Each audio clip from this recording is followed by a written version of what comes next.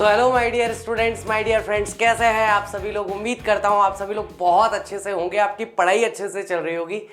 आप लोगों की हमारे साथ, हमारी फैमिली के साथ, लर्न एंड शेयर परिवार के साथ आप लोगों की तैयारी 11th क्लास की बहुत अच्छे से चल रही होगी।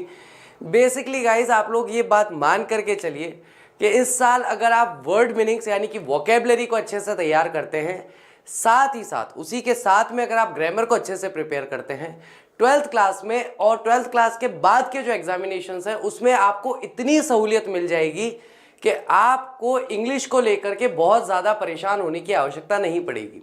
साल के शुरुआत से क्लास 9th और क्लास 11th के बच्चों को मैं ये बोलता हुआ चल रहा हूँ कि आप लोगों के लिए सबसे बड़ी गोल्डन अपॉर्चुनिटी है, और वो गोल्डन अपॉर्चुनिटी यही है कि इस साल आपका बोर्ड नहीं है, तो बोर्ड ना होने की वजह से आप अच्छे से कंसंट्रेट कर सकते हैं इंग्लिश को लेकर के।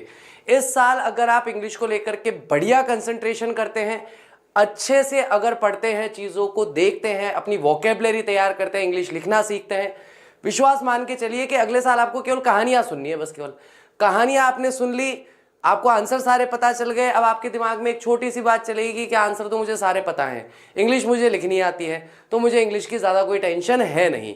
तो प्लीज़ इस विचारधारा से, इस प्रोस्पेक्टिव से इंग्लिश को पढ़ना अब शुरू कर दीजिए, क्योंकि अब आप बिल्कुल पीक टाइम पर चल रहे हैं।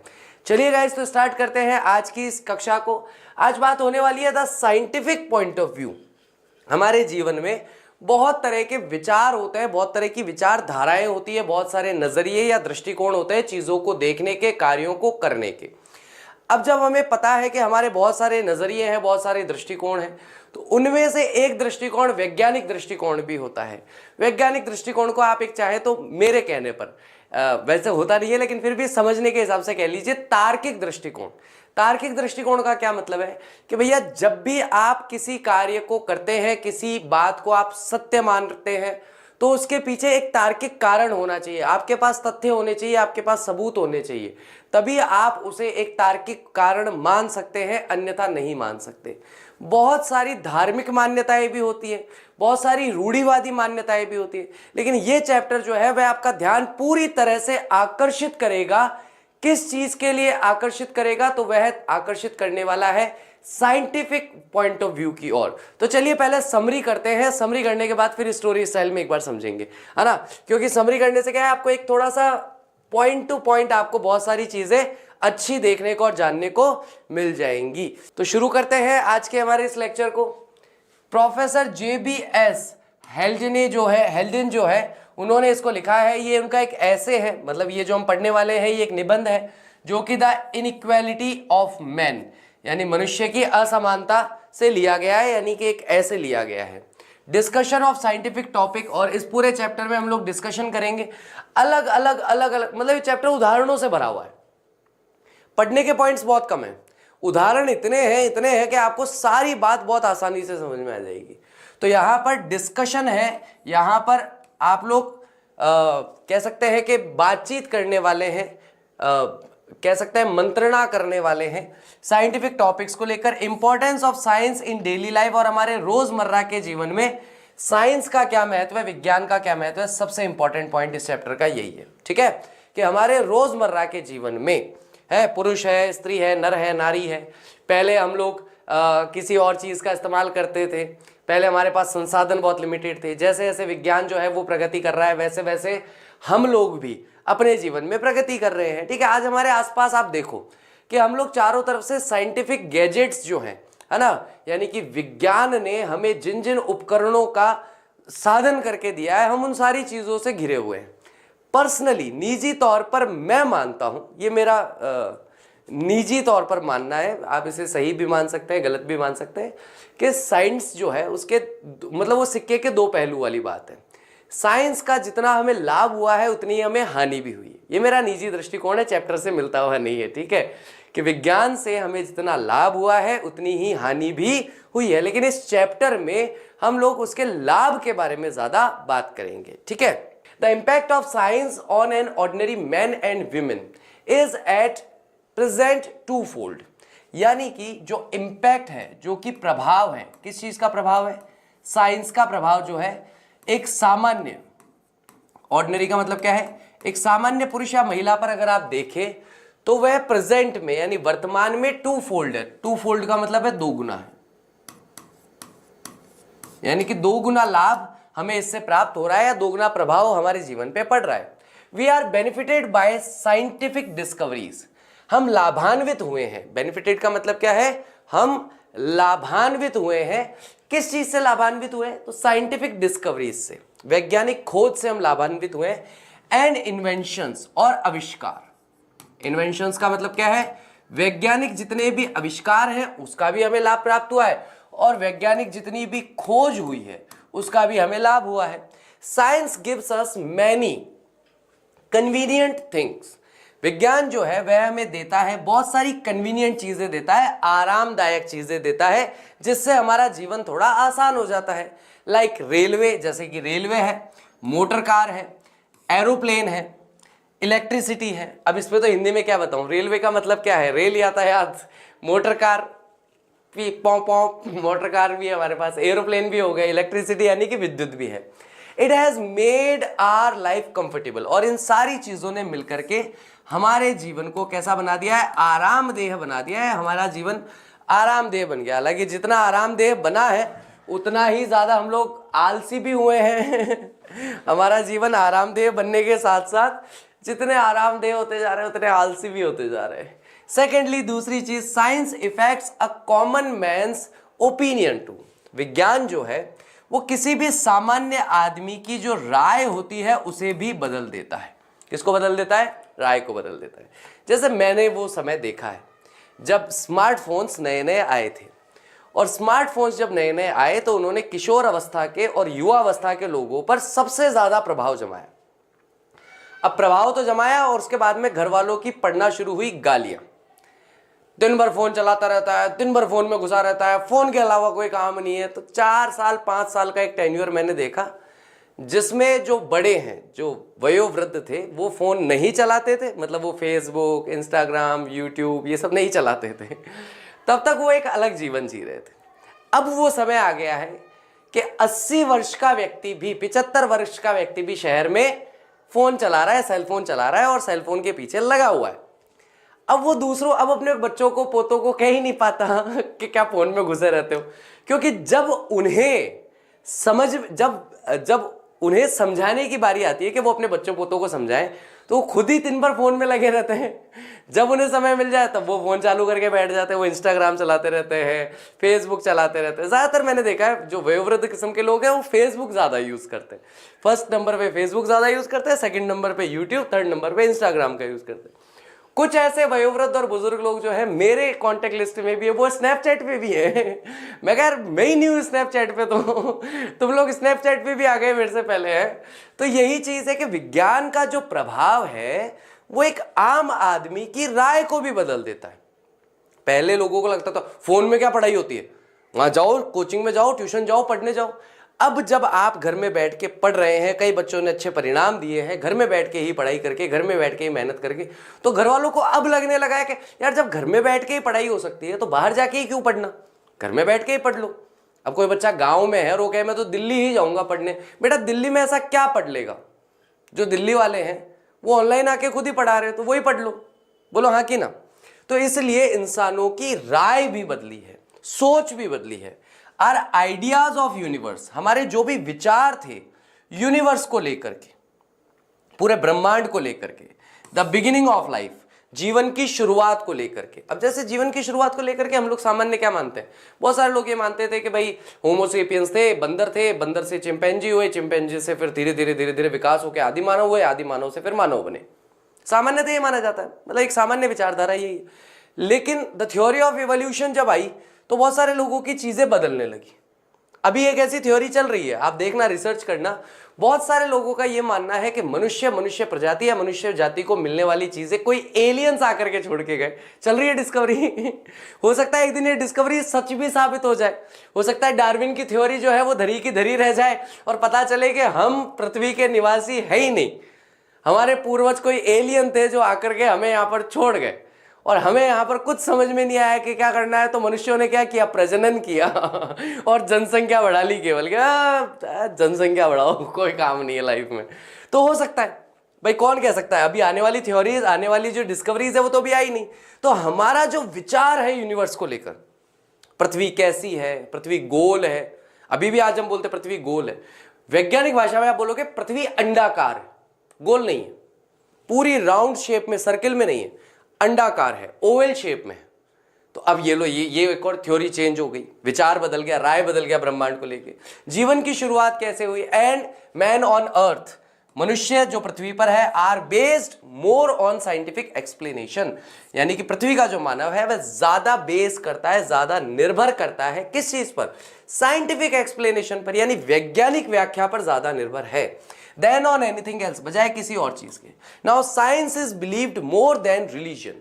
अब देखो यहां पर रिलीजन से इसकी तुलना क्यों की गई है? क्योंकि ज्यादातर जो मनुष्य प्रजाति के बारे में बताया गया है, ज्यादातर जो विश्व के पृथ्वी के निर्माण के बारे में बताया गया है, वो पहली या प्रारंभिक जानकारी हमें अपने अपने धर्म ग्रंथों से मिलती है।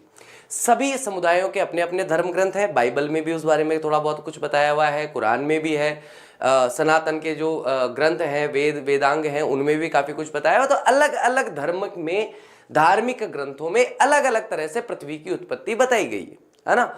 अब बहुत सारे लोगों के लिए वो चीज विश्वसनीय है, क्योंकि देखो जहां धर्म का मामला है वहां पर आप ज्यादा ट्रस्ट डिस्ट्रस्ट वाली बात नहीं कर सकते, क्योंकि वहां पर बात साइंटिफिक थ्योरी की ना होकर के वहां पर बात हो जाती है कि भैया आपको एक छोटी सी चीज समझनी है कि आस्था का विषय है, और आस्था के विषय में कभी भी साइंटिफिक प्रूफ्स की बात नहीं होती। भाई मेरी एक विश्वास मतलब एक अपन एग्जाम्पल के तौर पे बात कर रहे हैं कि भाई मेरा विश्वास है, मेरा मानना है कि भैया समुद्र जो है, पृथ्वी जो है वो एक समुद्र में डूब गई थी, उसके बाद भगवान विष्णु के अवतार आए, उन्होंने अपने जो कह सकते हैं कि ऐसे दांत जो निकले हुए थे उसके ऊपर ऐसे पकड़ के पृथ्वी को उठाया। क्योंकि मैंने अपने बचपन में श्री कृष्णा, रामायण, ओम नमः शिवाय, मैंने ये सारे सीरियल्स देखे। तो जो मैंने धार्मिक सीरियल्स देखे, तो एक बचपन के समय पर मेरे मानसिकता पर एक रिलीजन प्रभाव बन गया, कि एक आस्था बन गई कि यार पृथ्वी की ऐसी उत्पत्ति हुई है, पृथ्वी तो डूब गई थी, खत्म हो गई थी, या हर युग समाप्त होता है, पृथ्वी समाप्त हो जाती है, फिर से पृथ्वी का हो जाता है। ये आस्था का विषय, इसमें साइंटिफिक थ्योरी की बात नहीं होती है। लेकिन अब क्या है कि आदमी धीरे धीरे धीरे धीरे इस तरफ आगे बढ़ रहा है कि वह अपने आप से ये सवाल पूछता है कि यार क्या वास्तविकता में जो मेरी आस्था है, क्या उसका कोई साइंटिफिक रिकॉर्ड भी है कि नहीं है। वो अपने आप को चेक करना शुरू कर रहा है, और पिछले मैंने 10 सालों में देखा ये काफी अच्छा है और ज्यादा हो रहा है। ठीक है, तो साइंस पर लोग जो है ज्यादा विश्वास करते हैं रिलीजन के बजाय। The science has given a new shape to our ideas, और इसी तरीके से विज्ञान जो है, साइंस जो है, उसने एक नया आकार दिया है हमारे विचारों को एंड ओपिनियंस, और हमारी जो राय है उसको। अकॉर्डिंग टू द ऑथर, लेखक के अनुसार, science can do us still greater service and benefit. विज्ञान जो है अभी भी हमारे लिए महानतम हमारी सेवा कर सकती है, और हमें लाभ पहुंचा सकती है, हमें बेनिफिट कर सकती है। At present scientific method is used only by the scientist in research and laboratories, but scientific method can be used in our daily affairs too.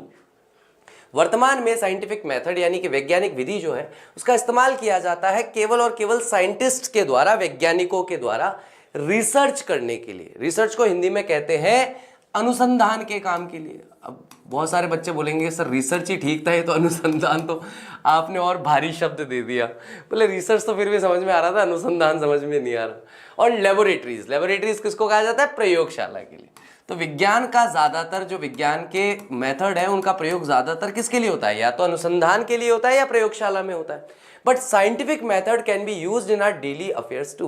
लेकिन साइंटिफिक मेथड जो है उनका इस्तेमाल किया जा सकता है, हमारे रोजमर्रा के जीवन में भी इस्तेमाल कर सकते हैं, और सच में कर सकते हैं। बहुत सारे लोग अभी जिस तरह के कपड़े पहन रहे हैं, मैं आपको बताऊं, मेरी विश्वास मानना मेरी बात का, और बड़ा मैं तुम्हें है ना थोड़ा एंटी साइंस की तरफ लेके जा रहा हूं, 2 मिनट के लिए मेरी बात को समझना। जीन्स पहनना, पैंट्स पहनना, ट्राउजर्स पहनना, शॉर्ट्स पहनना बहुत आसान है। धोती होती है एक लंबी 9 फीट की, ठीक है, 9 फीट की होती है, 8 फीट की होती है, 7 फीट की होती है। उसको आप कितनी तरीके से बांध सकते हैं, वो भी एक तरीके से आप मान के चलो कि साइंस ही है। वो फैशन साइंस है कि एक धोती को आप 4 तरीके से, 6 तरीके से, 10 तरीके से, जैसे 3-4 तरीके से मुझे धोती बांधना आता है। जैसे अपन धोती पहनते हैं ना, तो वो धोती पहनना मुझे आता है 5-6 तरीके, 4-5 तरीके से। तो ये जो है, अगर मैं उस मेथड का इस्तेमाल, धोती को किस तरह से बांधा जा सकता है, उस मेथड का इस्तेमाल अगर डेली अफेयर में करूँ, रोजमर्रा के जीवन में करूँ, आज हम कर ही रहे हैं ना, पेन का इस्तेमाल कर रहे हैं, गाड़ियों का इस्तेमाल कर रहे हैं, साइकिल का इस्तेमाल कर रहे हैं, रोजमर्रा के जीवन में हम साइंटिफिक मेथड का इस्तेमाल करते हैं। It can solve our personal problem, तो ये हमारी निजी समस्याओं का भी समाधान कर सकता है, as well as social problem, साथ ही साथ हमारी सामाजिक समस्याओं का भी समाधान कर सकता है। कैसे कर सकता है? पहले मेरे पास ईयरफोन नहीं थे, घर में लाउड स्पीकर था, मैं गाने बजाता था रात को 11:30 बजे दमादम, तो हो गई सामाजिक समस्या। मेरे पड़ोसी तो मारने के लिए मेरे घर में घुसेंगे ना फिर रात को 11-11:30 बजे के, इधर रहा, हमारे सोने का टाइम हो रहा है, तू यार धमचिक धमचिक बजा रहा है, इधर आ, तू इधर आ, तेरे को बताओ यार, यही तो होगा सामाजिक समस्या। लेकिन जैसे ही ईयरफोन का इजाद हुआ तो मेरी पर्सनल प्रॉब्लम भी सॉल्व हो गई कि मैं रात को 11:30 क्या 2:30 बजे भी गाने सुन लेता हूँ, कोई फर्क नहीं पड़ता। बिस्तर में सबके बीच में भी अगर लेटे लेटे मुझे अगर फोन चलाना और मैं चाहता हूँ कोई डिस्टर्ब ना हो, तो मैं क्या कानों में लगाया, ईयरफोन चला लिया, फोन, कोई दिक्कत कोई परेशानी नहीं हुई। तो निजी और सामाजिक समस्याओं का भी समाधान हो जाता है। It can provide a correct approach to life, और जीवन जीने की एक सही दिशा हमें उपलब्ध कराता है विज्ञान, कि जीवन किस दिशा में जीना चाहिए। पहले के समय में लोगों को बहुत ज़्यादा पता नहीं था। आज जैसे आप जैसे लोगों की बात करेंगे ना, तो आप लोगों को बड़ा पता है क्या खाना चाहिए, क्या नहीं खाना चाहिए, क्या कहते हैं, क्या वेजिटेरियन है, क्या नॉन वेजिटेरियन है, क्या वीगन है। आज की तारीख में हर व्यक्ति खाने पीने की बेसिक चीज़ों के बारे में अच्छी जानकारी रखता है, क्योंकि सोशल मीडिया का ज़माना है। सभी लोग बैठ करके ज्ञान बांट ही रहे कि ये खाना चाहिए, नहीं खाना चाहिए, ऐसे खाना चाहिए, तब खाना चाहिए, तब नहीं खाना चाहिए। अभी बड़ा वो फास्टिंग वाला भी चल रहा है, 16 घंटे फास्ट रखना चाहिए। आपके और मेरे जैसे लोगों को नहीं रखना चाहिए। अपन पहले ही तो पतले दुबले लोग हैं ठीक है, अपन अगर फास्ट रखने लगे 16-16 घंटे तो अपन तो गायब भी हो जाएंगे अपने को खाना चाहिए दबा के मस्त है। और मैं जैसे एक हंसी मजाक में कई बार बच्चों को कहता रहता हूँ कि अपन है पंडित आदमी, अपन है ब्राह्मण परिवार तो अपन गाय के लिए पैदा हुआ, जीवने के लिए। अपना क्या काम है? कोई काम नहीं है, खाओ पियो मस्त रहो। खाना खाना सबसे पहला काम है, बाकी काम होता रहेगा। The main features of scientific point of view are truthfulness. सबसे मुख्य जो चारित्रिक विशेषता है, जो चारित्रिक विशेषता है साइंटिफिक पॉइंट ऑफ व्यू की, वैज्ञानिक नजरिए की, वो है ट्रुथफुलनेस, यानी कि सच्चाई। सच्चाई जो है सबसे मुख्य सिद्धांत है विज्ञान का। तो जो सबसे मुख्य चारित्रिक विशेषता है या सबसे मुख्य गुण जो है साइंटिफिक पॉइंट ऑफ व्यू का, वो है उसकी सच्चाई। इम्पार्शियलिटी, इम्पार्शियलिटी का मतलब होता है कि वो किसी का पक्षपात नहीं करता, अपक्षपात की स्थिति होती है, जो तथ्य है सामने है। रैशनैलिटी, रैशनैलिटी मतलब वैचारिक या तार्किक तौर पर बात करता है, तार्किक तौर पर बात करता है। Scientific stand point means search of truth. Scientific का जो स्टैंड पॉइंट है, जो मूल बिंदु है, उसका अर्थ है सत्य की खोज। A scientist is impartial like a जज। एक वैज्ञानिक जो होता है वो अपक्षपात वाला होता है, किसी का पक्षपात नहीं करता जैसे कि एक जज होता है। He does not differentiate between man and the other. वह पुरुषों में या महिलाओं में अंतर नहीं करता, but between man and woman. लेकिन मैन या पुरुष या जीव जो है, छोटा कीट जो है, उसमें अंतर करता है। He does not bring into the studies his personal likes और डिसलाइक। वह अपने अध्ययन के अंदर वह अपने निजी पसंद और नापसंद को नहीं लाता है। भाई निजी तौर पर मुझे पसंद हो सकता है कि 2 और 2 15 हो जाए, ये निजी तौर पर मुझे पसंद हो सकता है भाई, लेकिन वो अपनी निजी पसंद नापसंद को साइड में रख के और बात करता है भैया 2 और 2 कितने होंगे? 4 होंगे। ठीक है, तो निजी पसंद या नापसंद को लेकर के ज्यादा उसमें बात नहीं होती है, वह ज्यादा उससे प्रभावित नहीं होता अपनी साइंटिफिक थ्योरी में। ठीक है। Secondly the scientific stand point is based on reasons. दूसरी बात यह है कि जो साइंटिफिक स्टैंड पॉइंट मतलब जिस बिंदु को वह क्या कर रहा है? प्रकाशित कर रहा है, जिस बिंदु को वह बता रहा है वैज्ञानिक तौर पर, वह रीजंस पर, कारणों पर आधारित होता है। इट इज नॉट इमोशनल, ये संवेगात्मक या भावनात्मक नहीं होता। इट इज रेशनल, ये तार्किक होता है। It cares for facts and figures, वह केवल तथ्य और आंकड़ों पर की ही परवाह करती है, यानी विज्ञान किस चीज की परवाह करता है? केवल तथ्यों की और आंकड़ों की। इट कंसिडर आर्ग्यूमेंट्स, यह कंसीडर करता है यानी कि यह ध्यान देता है या देखता है आर्ग्यूमेंट्स को भी। आर्ग्यूमेंट्स का मतलब क्या है, वह तर्क को भी देखता है, यानी कि तर्क या वितर्क आप कह सकते हो, तर्क वितर्क पर भी वह ध्यान देता है, एंड आइडियाज और विचारों पर, and does not allow personal feeling to interfere, और वह कभी भी अनुमति नहीं देता कि उसकी निजी भावनाएं आकर के इसमें इंटरफेयर करे, इसमें दखलंदाजी करे, ठीक है, विद स्टडी और कंक्लूजन्स, और वह अपना कार्य किससे करता है, अध्ययन से और कंक्लूजन्स यानी कि निष्कर्षों से। उसका काम जो आगे बढ़ता है वो किससे बढ़ेगा, अध्ययन करने से बढ़ेगा, और अध्ययन करने पर जो भी निष्कर्ष निकला उसी निष्कर्ष को वह फाइनल मान के चलेगा, जब तक कोई अन्य ऐसा अध्ययन ना हो जाए जिससे वो निष्कर्ष निष्फल हो जाए। Further scientific point of view is also ethically neutral. Ethically का मतलब होता है नैतिक तौर पर ये न्यूट्रल होता है। न्यूट्रल का मतलब क्या हो गया, ना तो प्लस होगा ना माइनस होगा, न्यूट्रल बराबर में रहेगा, ना किसी के पक्ष में ना किसी के विपक्ष में। A scientist does not read anything ethically. एक साइंटिस्ट जो है वह किसी भी चीज को नैतिकता से नहीं जोड़ता। He is not like a जज to decide what is right and what is wrong. वह एक जज की तरह व्यवहार नहीं करता जो ये तय करता है कि क्या सही है और क्या गलत है। बट फॉर अ साइंटिस्ट, लेकिन एक वैज्ञानिक के लिए the important thing is what is true and what is not true. सबसे महत्वपूर्ण चीज ये है कि उसके लिए सबसे बड़ी बात ये जानना है कि क्या सत्य है और क्या सत्य नहीं है। He has to give facts and arguments. उसे तथ्य देने होते हैं और तर्क देना होता है। नॉट मॉरल जजमेंट, ना कि नैतिक न्याय करना होता है। भाई इसने मेरी शर्ट खींची तो मैंने इसकी शर्ट खींची, ये तो नैतिकवादी न्याय हो गया, किसने पहले गलत किया किसने क्या किया, तो उस वैज्ञानिक का इससे कोई लेना देना नहीं है। पहले हुआ बाद में हुआ उसको कोई मतलब नहीं। वो केवल और केवल फैक्ट्स की बात करेगा, वो केवल और केवल फिगर्स की बात करेगा। तथ्य और आंकड़ों के अतिरिक्त जाकर वह कोई बात नहीं करता। The scientific point of view at present is very different from an average man's point of view, as an average man always puts his personal feeling, likes, dislikes into the study or discussion of any problem. एक वैज्ञानिक नजरिया जो है वर्तमान समय में वो बहुत ज्यादा अलग है, वेरी डिफरेंट है एक सामान्य व्यक्ति के नजरिए से, क्योंकि जैसा कि हम देखते हैं एक एवरेज मैन, एक सामान्य व्यक्ति जो है वह अपनी पर्सनल फीलिंग्स यानी अपनी निजी भावनाएं, पसंद नापसंद, इन सारी चीजों को रखता है अपने अध्ययन में या अपने डिस्कशन में, अपने वार्तालाप के अंदर, जब वो किसी से कोई चीज डिस्कस कर रहा होता है ना, ऑफ एनी प्रॉब्लम, किसी भी समस्या का डिस्कशन जब चल रहा होता है।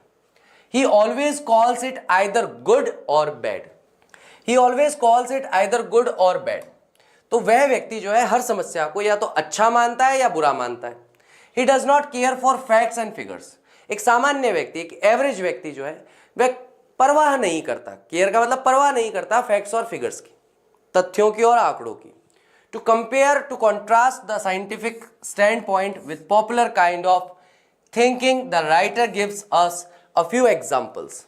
कंपेयर करने के लिए या कॉन्ट्रास्ट करने के लिए इस वैज्ञानिक स्टैंड पॉइंट को पॉपुलर यानी कि प्रसिद्ध तरह की जो विचार हैं, राइटर जो है हमें कुछ एग्जाम्पल देता है। He takes up the question of American Negroes, और वह प्रश्न उठाता है अमेरिका में रहने वाले जो निग्रोज हैं यानी अश्वेतों का, and the problem of disease, और वहां पर उनके बीच में यानी निग्रोज के बीच में यानी कि जो वहां पर अश्वेत लोग रहते हैं अमेरिका में, उनके बीच में जो समस्या है बीमारियों की, वह उसको लेकर के प्रश्न उठाता है। Many white Americans argue that Negroes inferior human beings as compared to white men. बहुत सारे श्वेत जो अमेरिका के लोग हैं वो तर्क देते हैं, आर्ग्यू करते हैं कि अश्वेत लोग जो हैं वो इंफीरियर हैं, तुच्छ हैं, छोटे हैं अगर तुलना की जाए उनकी श्वेत लोगों से। तो they are said to be the carrier of disease, और वहां पर उन्हें क्या माना जाता है कि बीमारी को फैलाने वाले लोग हैं, ये वो लोग हैं जो बीमारी को एक जगह से दूसरी जगह पर ले जाते हैं। ग्रामर पॉन एन ऑब्जे बेटा। देयरफॉर इसीलिए they should be kept apart from the white population, इसलिए उन्हें श्वेत लोगों की जनसंख्या से अलग रखा जाना चाहिए। तो ये एक विचारधारा है, ये एक सोच है। अब ये सोच कितनी सही है कितनी सही नहीं है उसके बारे में हम बात कर रहे हैं। This is a belief of common Americans, ये अमेरिका के रहने वाले एक सामान्य व्यक्ति का विश्वास है। Scientific thinking is different from this, लेकिन वैज्ञानिक चिंतन जो है वो इससे थोड़ा सा अलग है। It does not take into account, वह इस पर ध्यान नहीं देता। पर्सनल लाइक्स एंड डिसलाइक, निजी तौर पर आपको क्या पसंद है नापसंद है, आपकी क्या इंटरेस्ट है, आपकी क्या रुचियां हैं, मॉरलिटी, आपकी नैतिकता क्या है। A biologist would simply state that there are a few differences in physical makeup between a Negro and a white man. Biologist जो हैं, जीव वैज्ञानिक जो हैं, वो सामान्य तौर पर ये कह सकते हैं कि हाँ, थोड़े अंतर देखने को मिलते हैं शारीरिक स्तर पे, जो कि एक अश्वेत या एक श्वेत व्यक्ति के बीच में देखे जा सकते हैं। That do not prove the letters superiority, लेकिन उससे ये सिद्ध नहीं होता, इससे साबित नहीं होता कि बाद वाला यानी कि श्वेत आदमी जो है वो सुपीरियर है, सर्वोच्च है, सबसे अच्छा है। फर्दर आगे ही विल पॉइंट आउट, वह संकेत करते हुए बताता है that the problem of disease among Negroes is very much related to the climatic condition, कि जो समस्या हो रही है, जो बीमारी की समस्या हो रही है अश्वेत लोगों के बीच में, वो बहुत ज्यादा जुड़ी हुई है क्लाइमेटिक कंडीशन से, यानी कि जो मौसम संबंधित परिस्थितियां हैं उससे, एंड लिविंग हैबिट्स, और उनके रहने की जो आदतें हैं, रहन सहन की जो आदतें हैं।